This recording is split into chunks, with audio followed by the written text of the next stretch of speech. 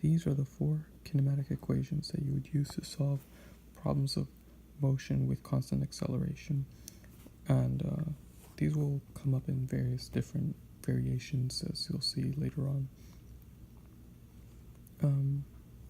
So the first one, x equals 1/2 vi plus vf times t. You're missing the acceleration variable, and so x is the distance, and if you have more than one value, then you can change this as x minus x final minus x initial equals 1/2 vi plus v final times t being time, x being distance, and v being velocity. Vi velocity initial and vf velocity final. And if you would use this equation if you're missing a certain variable. If you're, for example, you need to find distance, or if you have the distance but you need to find final velocity or initial velocity, you can use this. Or if you want to find time, you can use this.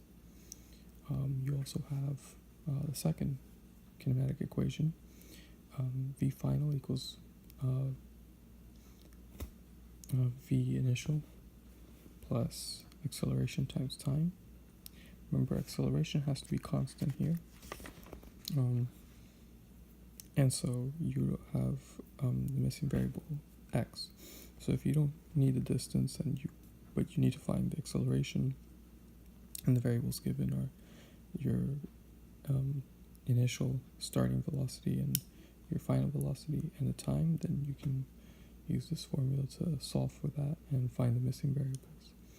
And the second one, xf equals x initial plus v initial plus 1/2 at squared, the missing variable v final. So if you're given all these variables and you're missing one of them and you don't have the final velocity, then you can solve for whichever one that's missing.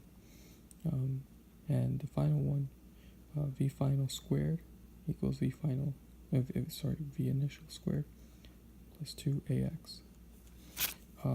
These kinematic equations come up a lot. It's probably one of the most important tools in your physics arsenal for solving problems, and various different variations of these will come up, including when you're doing rotational motion, and the different variations of these equations will come up.